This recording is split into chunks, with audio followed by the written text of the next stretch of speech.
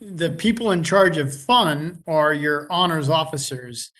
But we have, Professor Tamasian and I have asked that before we have fun, uh, me and Professor Summers and Professor Mormino will collectively harangue you about not yet signing up for our learning communities and asking you, what the hell is wrong with you people? So we wanted to just talk a little bit about our learning communities and why they're going to be awesome, and hope that we might be able to interest some of you in signing up for them. So both Professor Summers and Professor Mormino are here. And so they're going to start by just talking briefly about their learning community and why it's going to be awesome.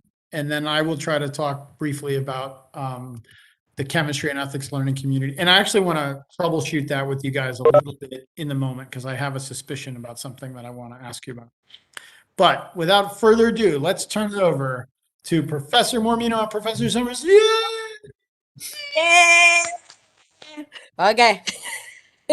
just if you guys are not awake, see, we will make you awake and full of energy if you join our classes.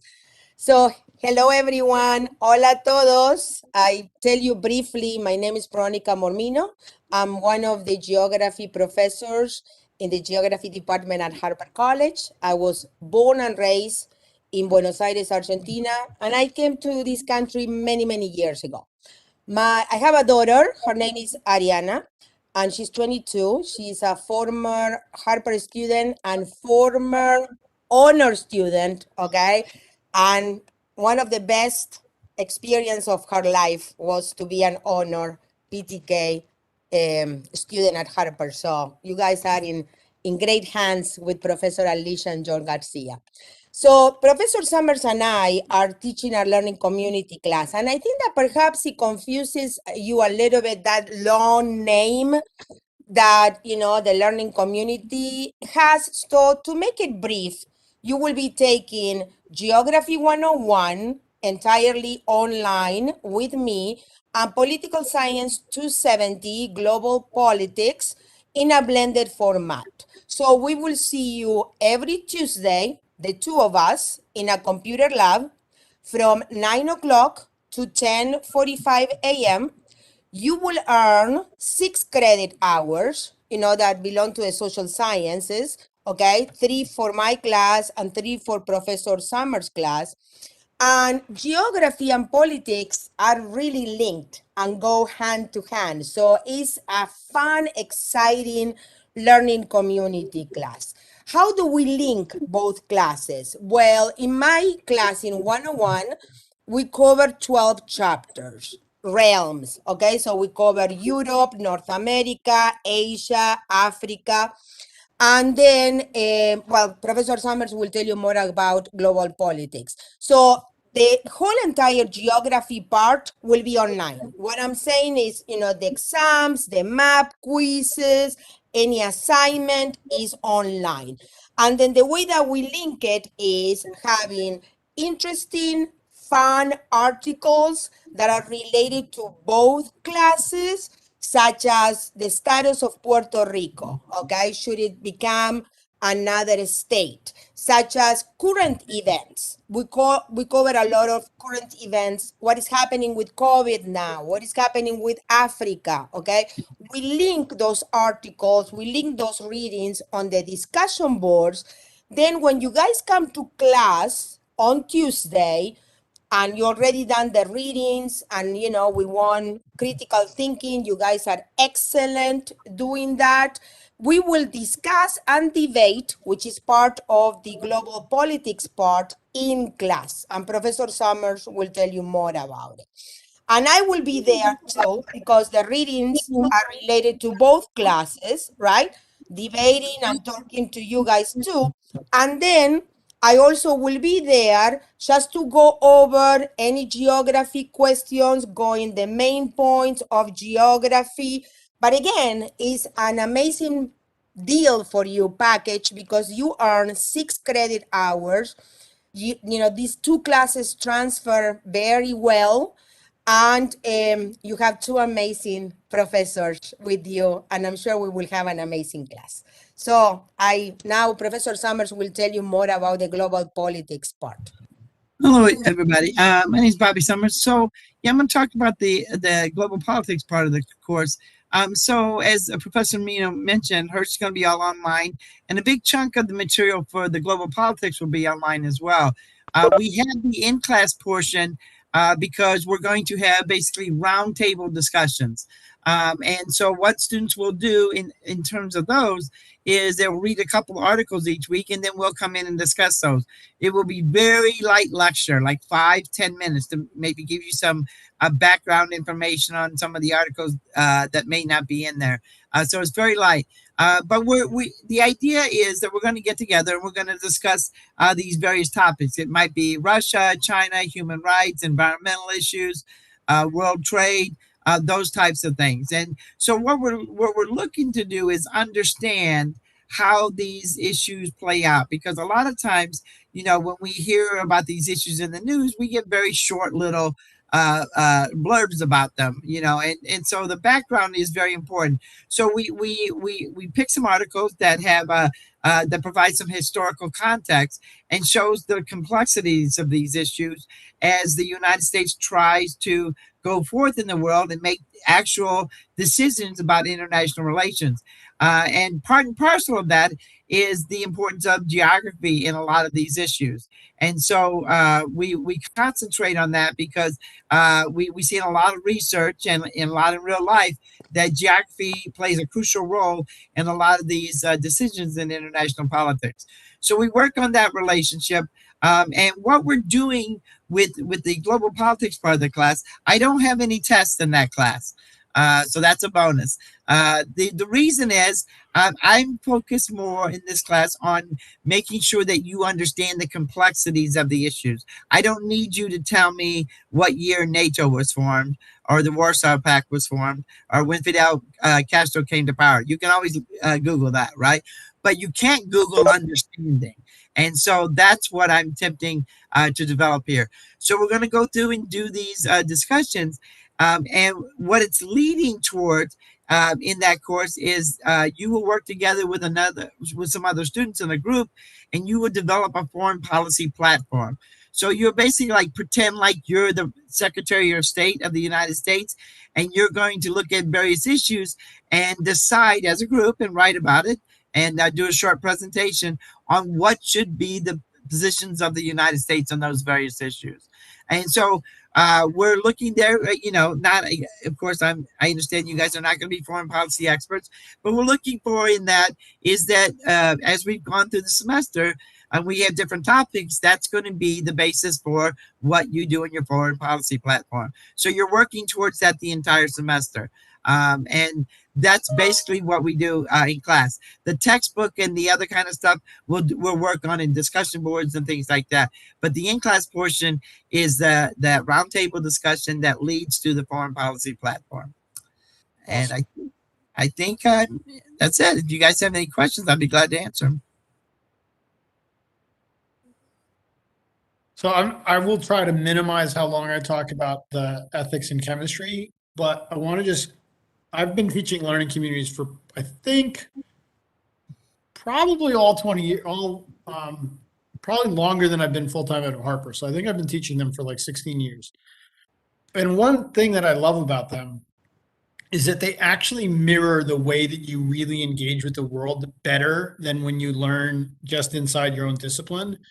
So like when Professor Mormino or Professor Summers or any of us think about like the world, we kind of think about it through our lens, but we don't ask questions about like, just like, what is we ask questions like, what should we think about the fact of like making COVID vaccines without patents in some countries where people need them, or what obligations do developed countries have to undeveloped countries when it comes to climate change? And so those things are like by nature interdisciplinary. Like when we ask those questions, they were always asking questions that sort of overlap things. And so learning communities actually kind of mirror the real world better.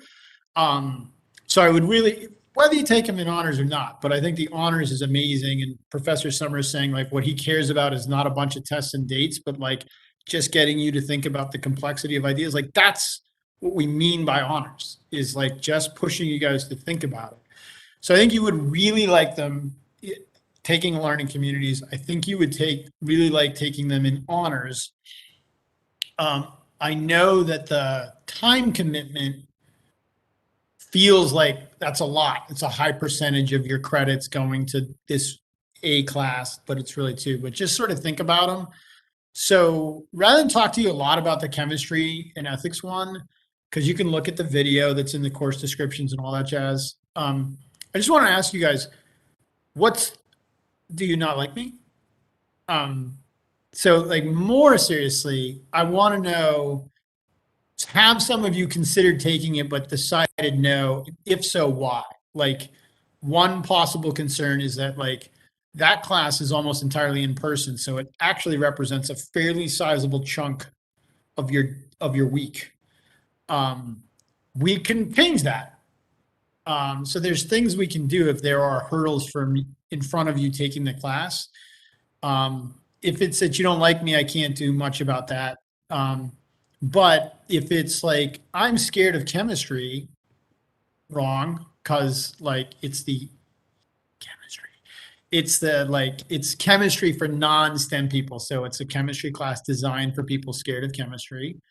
And if you've already taken chemistry and you don't need Chem 103, this is the other selling point for learning communities. Like you're not taking an ethics class in a chemistry class. I mean, you are, but really what you're taking is a giant class on sustainability. In the global politics and world geography class, yes, in one sense you're taking two classes, but in another sense, you're taking a big class about thinking about how where you live in the world affects the role you get to play in decisions being made that affect your lives. So it's really just like sustained thinking about issues that might be interesting. And for some of you, I don't know, like we're all weirdos if we're academics. We're like the one person that was really into Milton or the one person that was really into politics when they were 15. But it doesn't have to be that you're super interested in politics to take a class like the geography and politics one. These are classes that might help you find out that you're kind of interested in something that you didn't think you were interested in. So there you go. There's my sales job for learning communities. Now, what say you folks? What's it going to take to get you into this car? I wonder if people are nervous about how much they feel like they will feel like they have to change their lives taking this sustainability class, or will they become so engaged that they will happily make life changes? Is anybody nervous that taking this sustainability class will make you feel guilty about your life, or like that you won't be able to live up to the idea of sustainability? This salesperson's fired. You're fired as a salesperson today. No, because what I was going to say is I think that's totally not true, because I always feel that way when I talk to you guys about sustainability, but then you like just give me like a little tip, like, you know, Julie's great. She'll tell me like a little thing I can do to make a big difference, right? And that like you take those little steps, right, in your life, and like she's never just like, you know. Yeah, well, actually, you know, what you're mentioning sort of points to another neat thing about learning communities is, I mean, when you go from class to class, your teachers are gonna have different personalities, but it's actually kind of fun to see those personalities together. Like you've already seen Professor Mormino is the more assertive personality in the room. Professor Ellefson is like a very highly dedicated person to sustainability, whose life reflects that in a lot of ways. She has eats a plant-based diet. I do not. So I'm like the bad ethical person in that relationship, although I am. She wants to work now too. Yes, but I am committing to go vegetarian for the spring semester as part of that course. You don't need to do that as students. I'm just doing it to try to live it out a little bit. So for real, have any of you thought about either of the learning communities? If so, do you have any concerns about them? Because we might be able to change them or just tell you that you're wrong. What do you say, Adriana? Adri? Oh, me? Yeah. Well, I'm interested in the classes, but the problem is, like, I fulfilled all my requirements, and my advisors said I shouldn't take like any more classes in like the social sciences or sciences because it might like mess up my plans somehow. What are you Your hoping to diversity study? requirement too. Yeah, What are you hoping to study? digital marketing communication. Interesting. We might have to have speaks, and then I might have to have speaks with your advisor. Sometimes that's true, right? But it's also the case that what approved electives do is allow you to just pursue interests. And some of those might be major related or school related, but they can also be interest related. And actually, what you actually don't want to do is like, if I want to be a philosophy major and I took like, I think you could take 9 philosophy courses. I think we have at least 9 separate philosophy courses at Harper. If I then applied as a transfer student, they'd say, okay, great, we will take 4 of those. Good job taking 9. No way are we letting you in with 9 philosophy credits because you're going to take your major here. So sometimes it can be good to take some stuff, just exploring a little bit. Not to poop on the advisor, sure doing a great job, but just saying.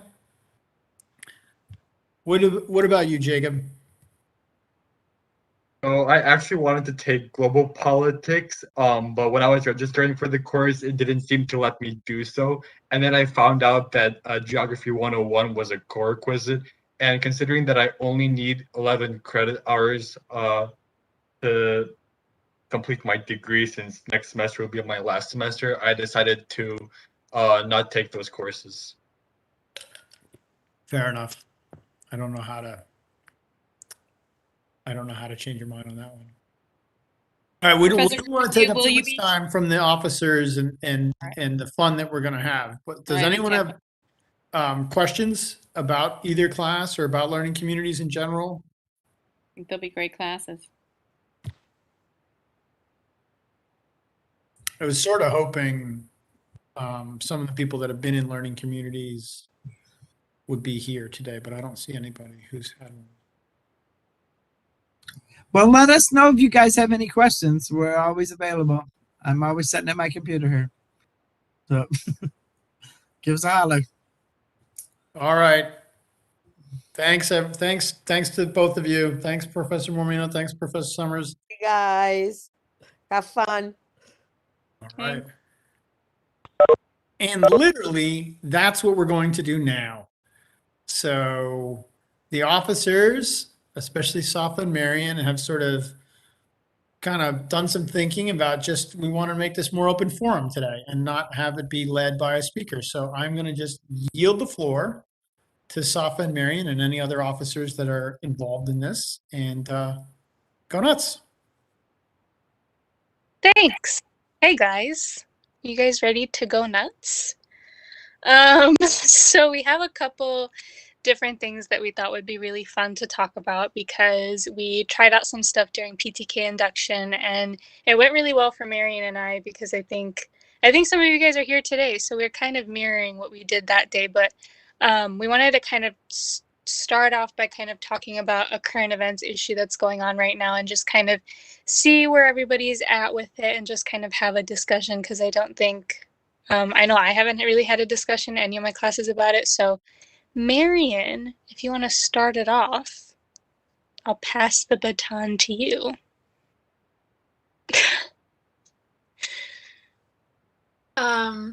So I don't know if many of you guys know about who this person is, but his name is Virgil. I don't know, is it Abloh or something? Abloh. Abloh, yeah.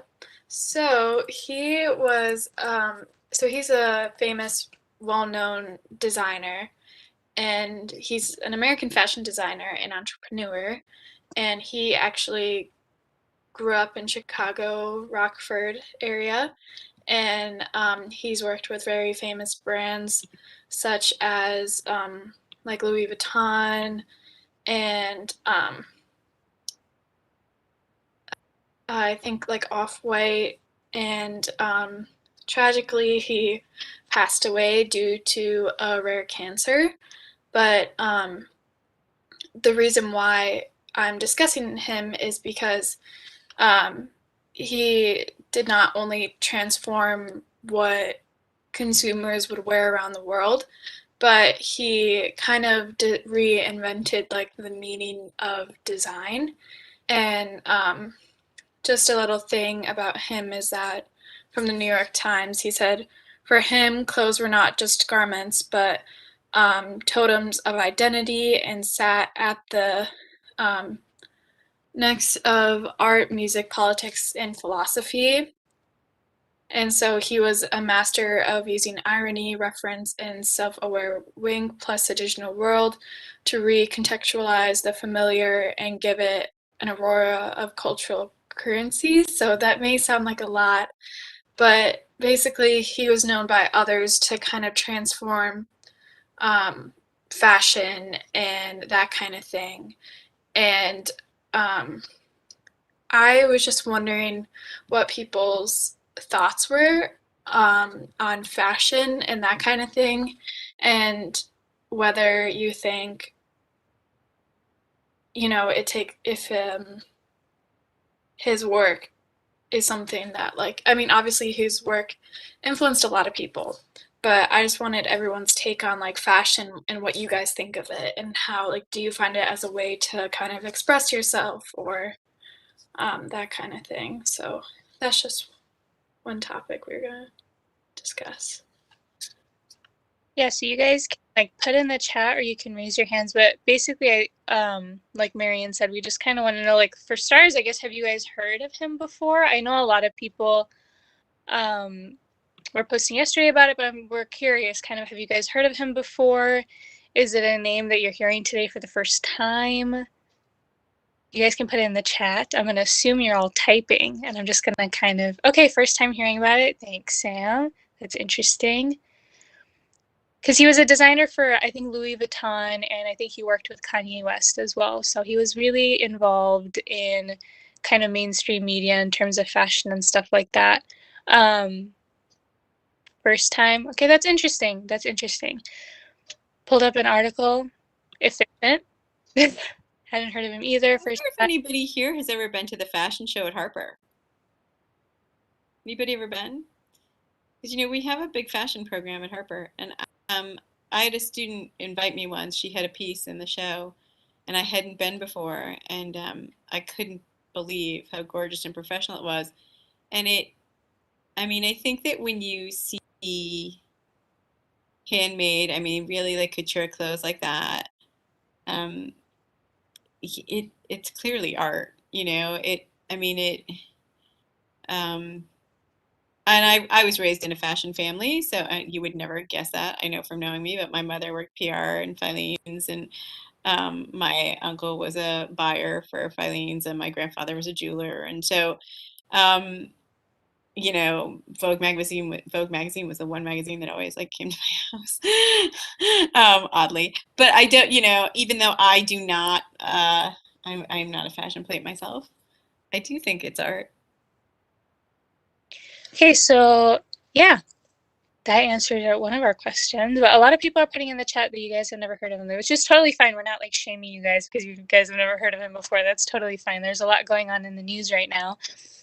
But kind of talking about kind of remembering him and all the things that he did, have you guys ever looked up to anybody in terms of like celebrities about fashion? Do you think fashion is as serious to you as it was to him? Do you guys think that fashion is kind of overrated? Are clothes just clothes? What are your guys' takes on like art in that kind of a medium? Tim, was that a hand or you? Yeah, I guess I'll start. So, I think for me, the biggest thing is with shoes. I know like a lot of people are really into shoes nowadays, and I have always just kind of been confused by it. You know, I'm a very, I would say, utilitarian person. Like if I buy shoes, I'm wearing them. Like I'm not gonna put a $40 or not 40. I'm gonna buy like a $40 pair of shoes and I'm gonna wear them. If I buy $100 pair of shoes, I'm gonna wear them. But I'm not gonna spend like $500 on a pair of shoes and then never wear them. It's a bad store of value, and I just don't really see the purpose in, like, I understand to some degree that it is art, but it's art that also has like utility, so why not use it? And I don't know. I've always been confused, but yeah. Well, can I say, I'm going to say something. Can I say something? No. I'm just All right, perfect. kidding. You can say something. Well, that example is super interesting because what I was gonna ask Tim is just like, but will you ever own art? So I'm just sort of curious about what you guys think of the idea of things that are not utilitarian in terms I of would definitely own owning art. things for aesthetic value.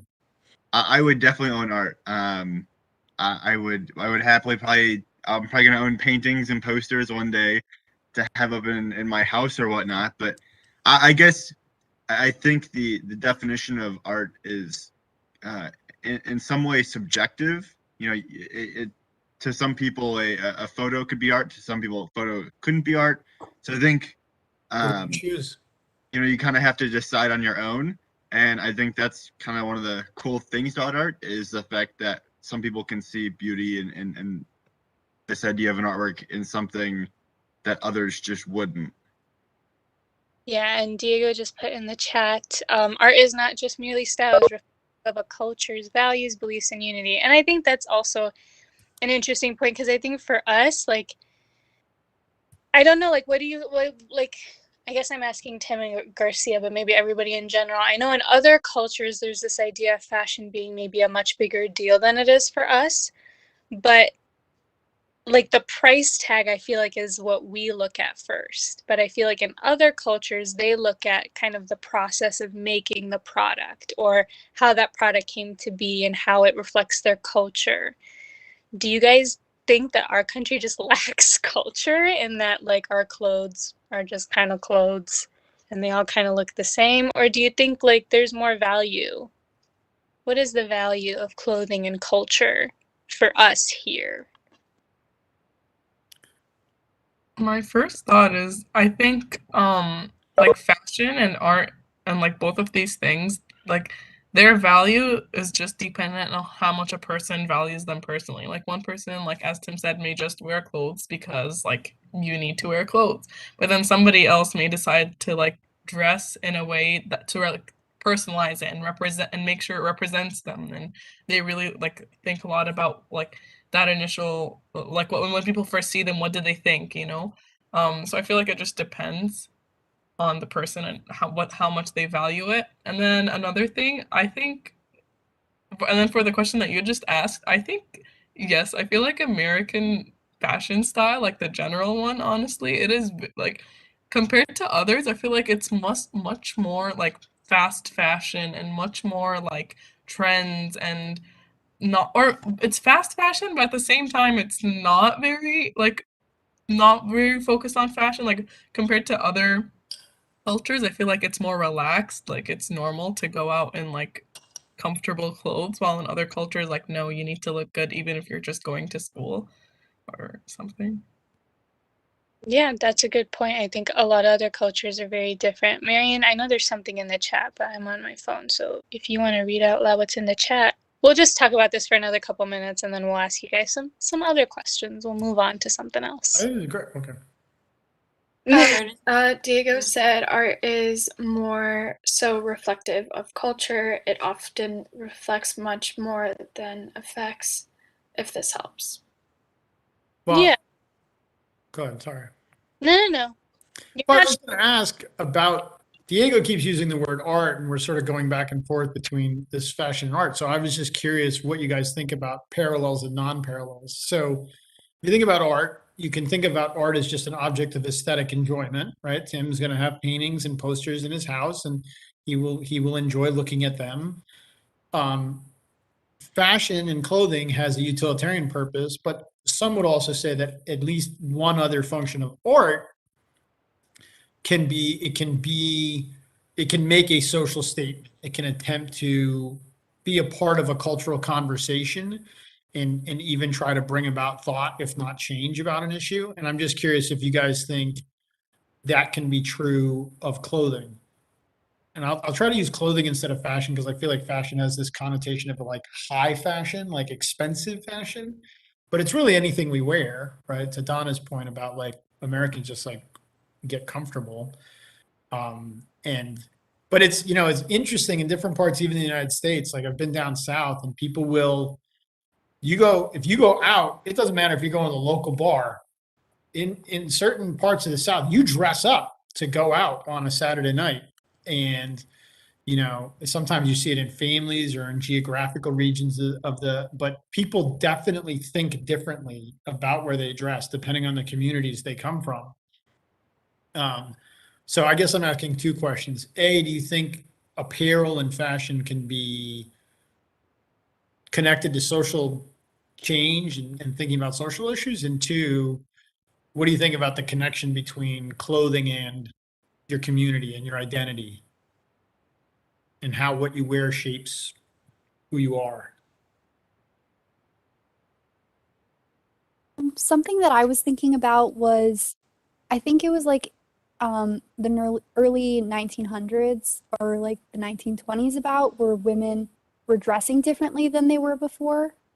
And then a lot of people were saying that that was women breaking free, and that's kind of controversial, but people were saying that that was like a physical representation of like women breaking back from like, I don't know, like being held down. I mean, again, that's kind of controversial. Like some people think it did free women, others not so much. But I guess that was one way.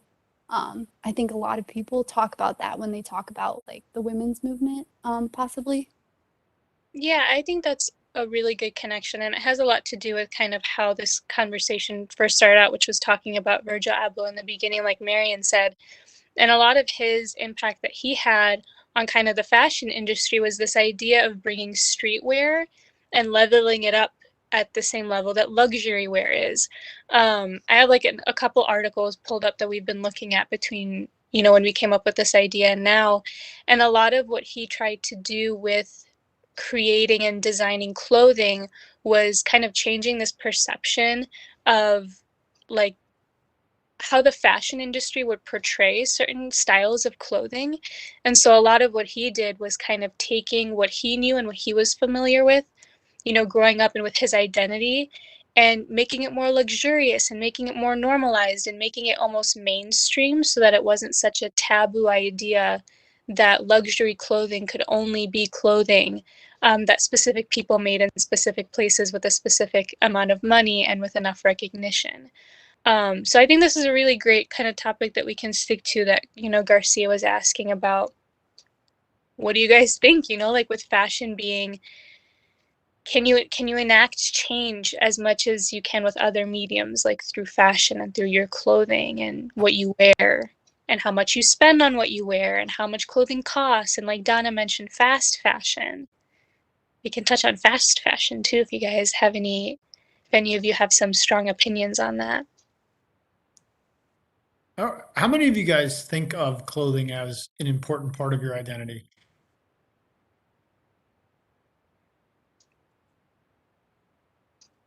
Donna? Say words. Yeah, I think it's an important part of my identity, and like this is connected to because it's connected to my beliefs. Like it's because my beliefs are connected to what I do every single day, and like it's from the smallest things to the biggest things. So for me, it is something that like represents me, and it's kind of funny because otherwise I don't think it's something that I care about that much, to be honest. Like at least at this point in my life, I'm not the type of person that like focuses a lot on it, but yeah.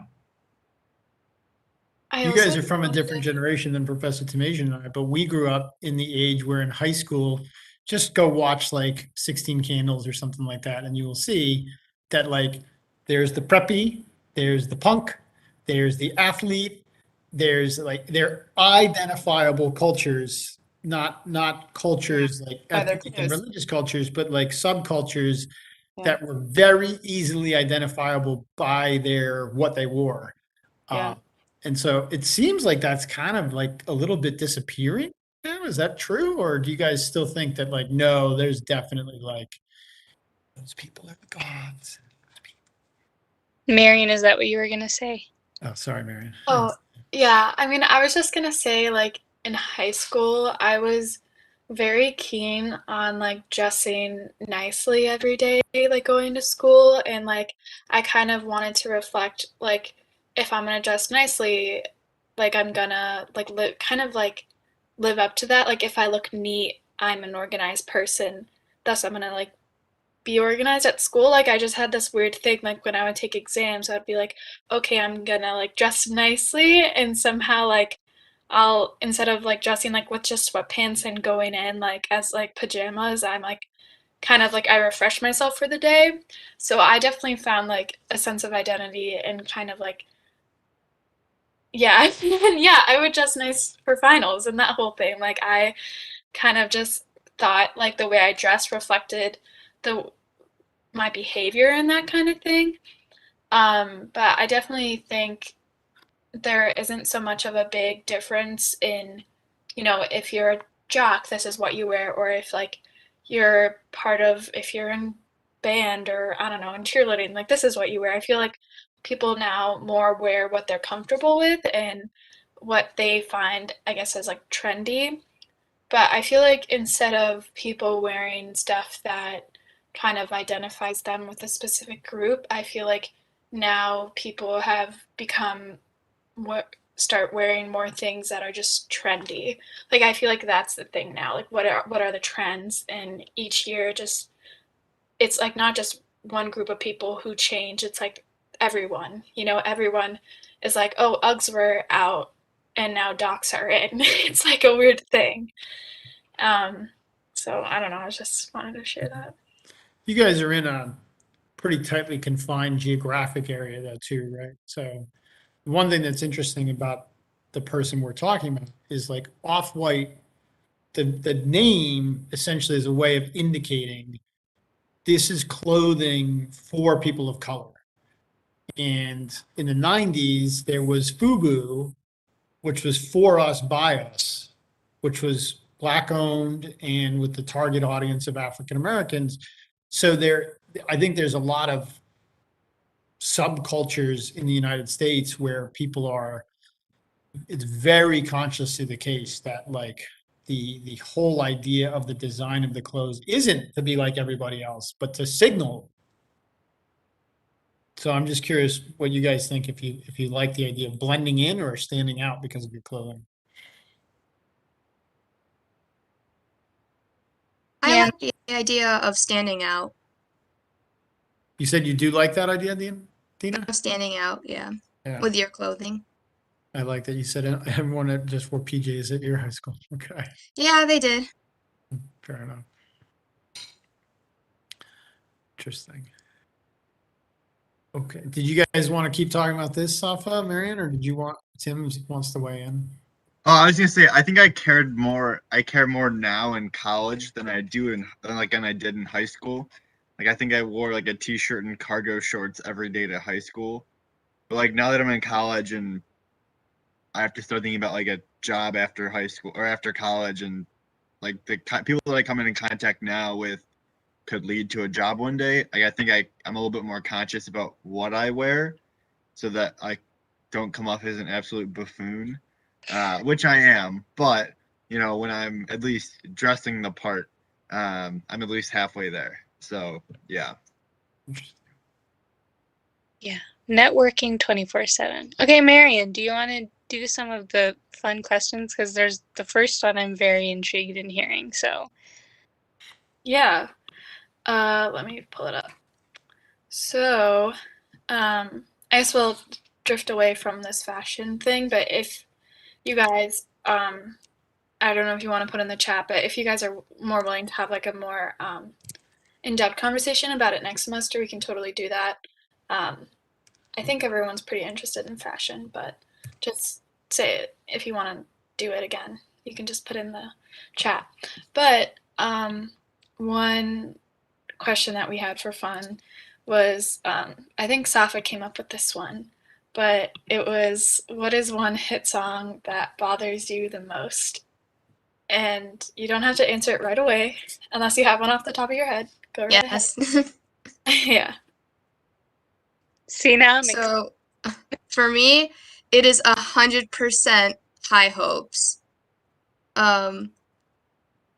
Like, I love Brandon Urie. I listen to a lot of his songs, and all of my friends know if there's one thing that annoys me, it's listening to High Hopes. That's a good one. I think this was good timing because I know the Spotify Wrapped is out now, which is like when it tells you all of your like most listened to songs.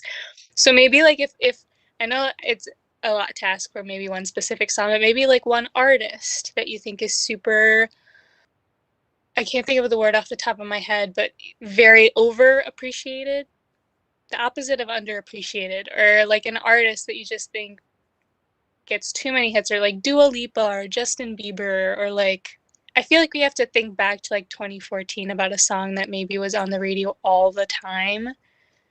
Does anybody else have one? High Hopes is a good one. I forgot about that song. It isn't as overplayed as it is now, but when it was top hit, it was everywhere and I couldn't stand it.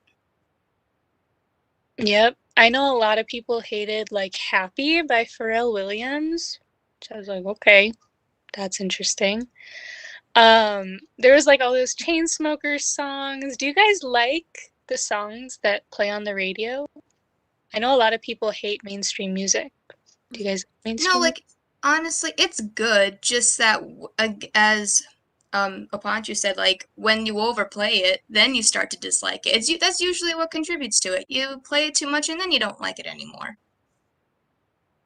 I know personally for me, at my work, now they've been playing more like Christmas stuff, so it's a new rotation of music. But before, they would just play the same songs over and over again.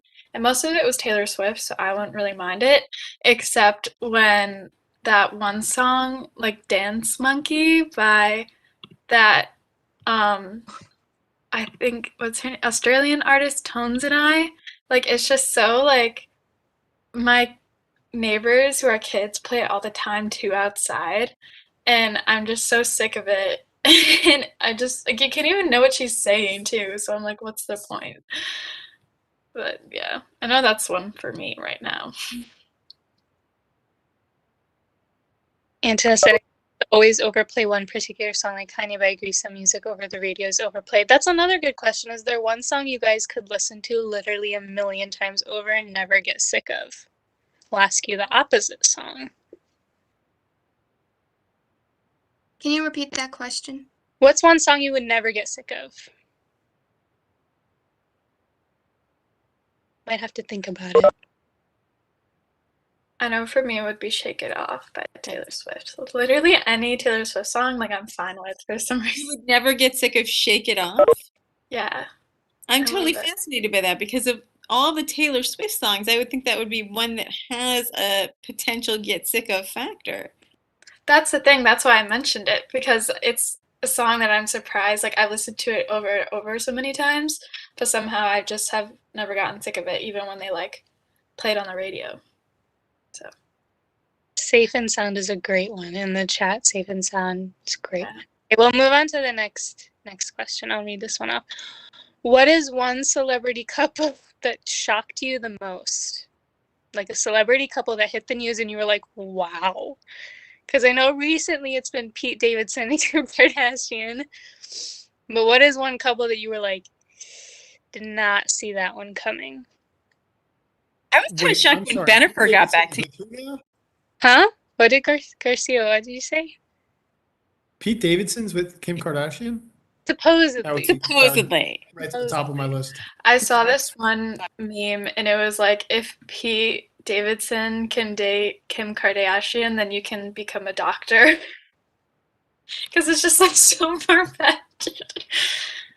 But wait, I just thought Bennifer getting back together, I was totally shocked by that. Because first of all, was there ever a more perfect couple than Derek Jeter and J-Lo? Like, you could just see they were like, their whole condo was just like mirrors, you know, and like they're both so New York, and then okay, so fine, okay, he's gonna cheat on her and they break up. He is Derek Jeter, okay, fine, but still, after the way J-Lo and Ben Affleck broke up the first time, when he just like, I mean, like he like dumped her and just like got Jennifer Garner pregnant, married her, and was just kind of like, you were just sort of like a phase, you wouldn't think that she'd be like, you know what, he's looking good again.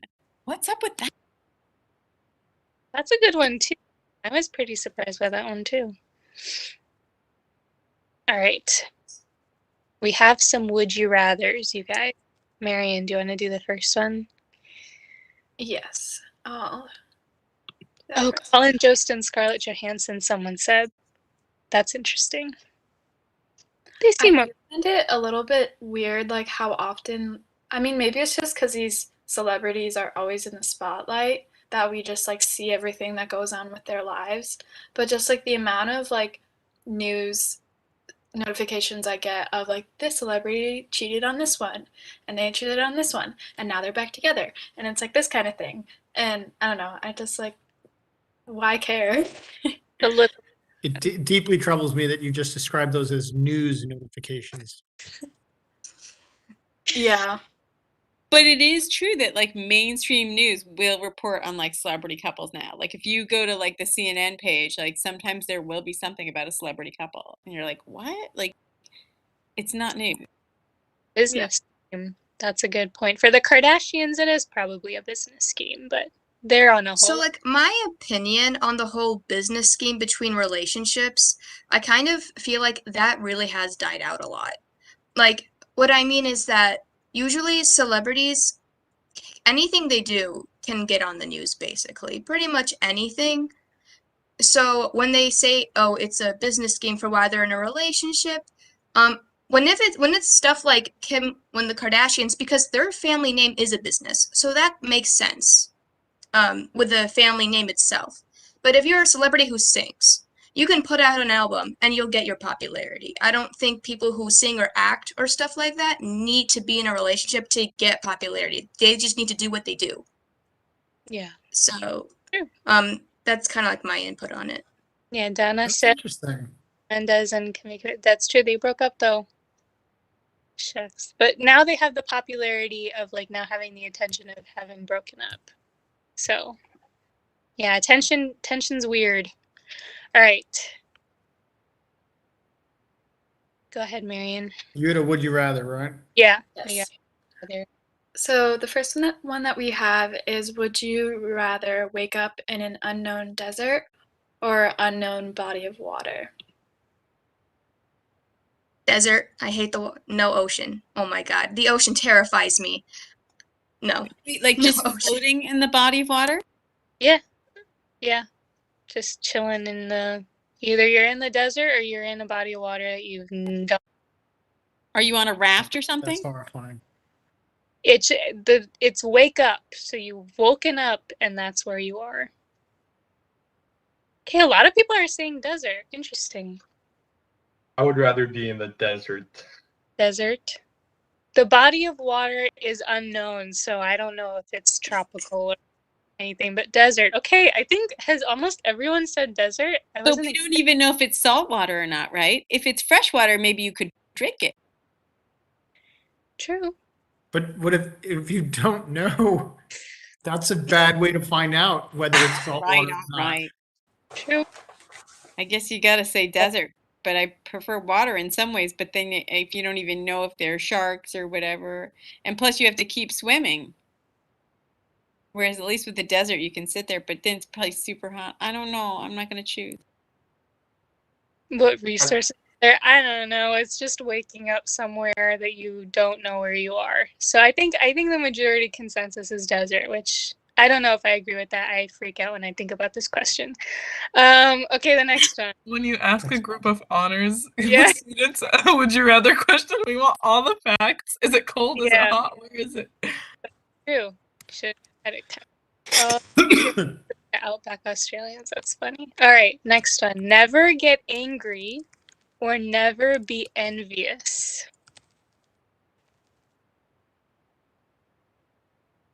Never be envious, because that means your life is awesome enough that you don't envy anything. Then you probably would be angry less anyhow. I totally disagree with your interpretation of why you wouldn't have envy, though, because you can have so much and still have envy. It's You envy's gotta be can, but if you mentality. never It's feel not- envy, it means you're content with what you have. Right, Which means okay. by your Now- definition, your life is awesome. Okay, I see what you mean. You perceive your life as awesome enough. That's then. right. I see.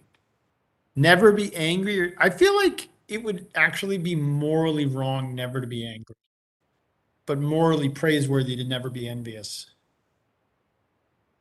I feel like there are outrages where the proper response is anger.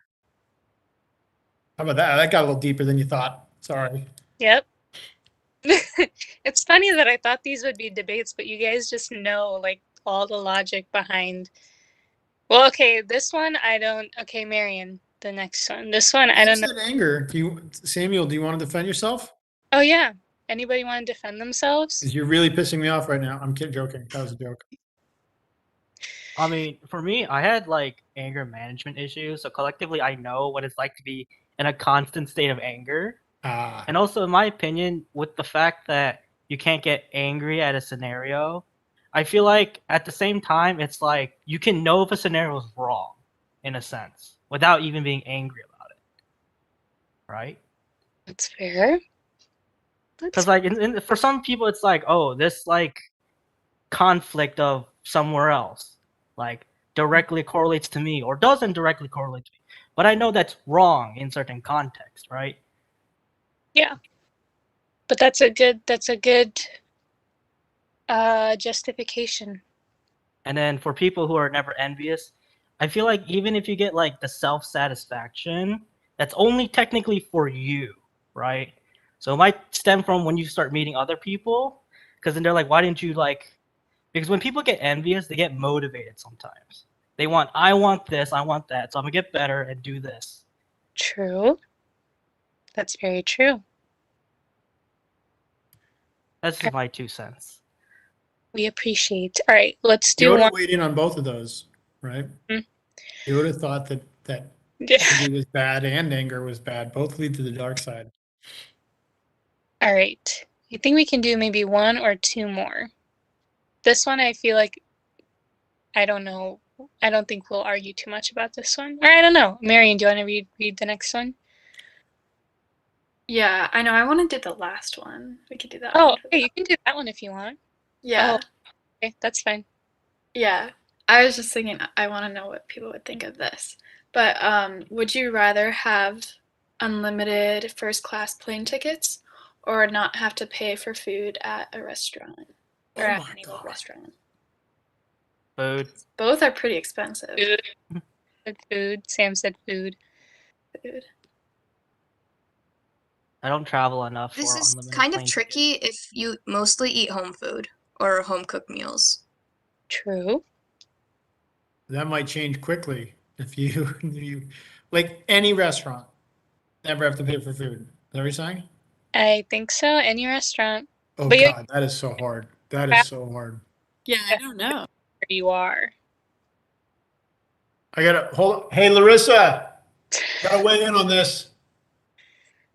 This is important. She's Sorry, gonna this say the will plane be big ticket, for that's right. my partner. The thing about the plane tickets, like the plane tickets are super awesome, but there's only so much you can travel before you get super exhausted. But you All could right. have like a super awesome meal, like how We're many calling in times the a expert who loves both of these things. Okay, Oh, this is my wife, oh. Larissa. Here's the question. Okay, would you rather have unlimited first class air tickets or never have to pay to eat at a restaurant? Unlimited first class tickets. Does even like best restaurants in the world, you don't ever have to pay for your meal. Yeah, because you're saving all that money and having free airfare. That's a good point. That's like Yeah, what I I'm feel like they thinking. can go Like, both I know ways. It wasn't supposed to be that easy. I was gonna Well, you could say also one get thing food in first class, and the food in first class is pretty good because obviously you're paying a lot for a first class ticket, and they have like it's basically like a dinner in first class. So every time you're hungry, you like grab a plane. But travel, you can just travel. I know Can you for me, bring if your I were kid? Do to, your friends get the free food too? And do you have a travel buddy who gets the free ticket? Or is it just you? Because guess what? If it's just me, then I'm just eating alone and like Blackbird by myself. But if my That's okay. friends You can can't eat enjoy a nice meal on your own or travel on your own? It'd be lovely. I Here's want to my know answer for that answer. if I get a group rate with either one. I don't want to eat my fancy dinner by myself. I want to have a body. Well, presumably, if you had companionship for the one, the other, it would, so it can't be the tiebreaker. So is there one you'd rather do alone, Tamajan? Well, the thing about the travel is if it's unlimited first class tickets, I mean, I'm flying back and forth to Boston all the time, and I do that by myself. Yeah. So I that get the payoff there. And then, but if it's body, maybe then the dinner. Because then I could take my girlfriends out. We could go, like, we could be out, like, you know, every weekend eating at a super fancy place. I don't know. I feel like to me, this entire thing depends on whether I just am getting upgraded or I just have unlimited first class tickets. So if it's like every time you travel already, you get to go first class, then I'm not that excited. But if it's like you literally can travel whenever you want and first No, class, I thought it was whenever you want. that's what I'm assuming. Yeah. To me, that's a Pretty huge good. difference. Marion, what say you in your? Oh, I was just gonna say how like I really value like traveling, and I just know that the cost of flying is a bit much, and also I would rather fly first class whenever I were to travel anywhere. And also, I know in other countries, the food and stuff may not cost as much as it does here. So that was just like another thing I was thinking about. But I'd go with the plane.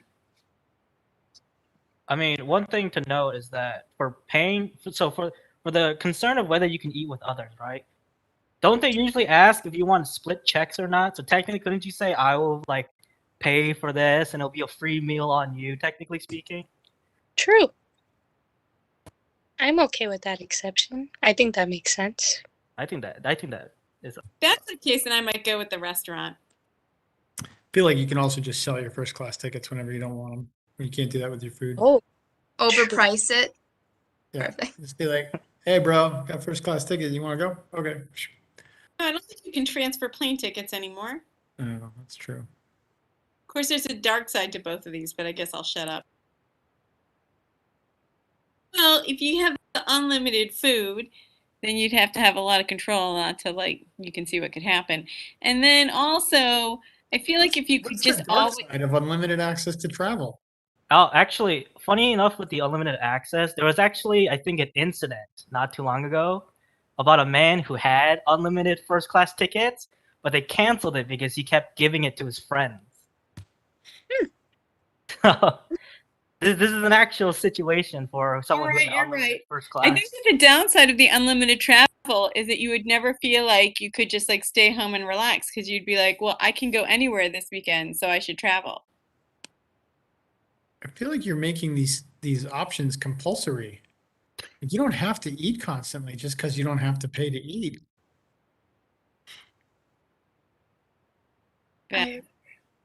Dear Miss Demasion, we've noticed that you have not used your first class tickets in over a month. We would encourage you to get back on that plane. The lobsters are waiting. The lobsters. All right, that's fair. Can I ask did I ask you guys the animal one? It's probably a no. I don't know. Okay. So for Ananth, I guess you can play even though you're a vegetarian.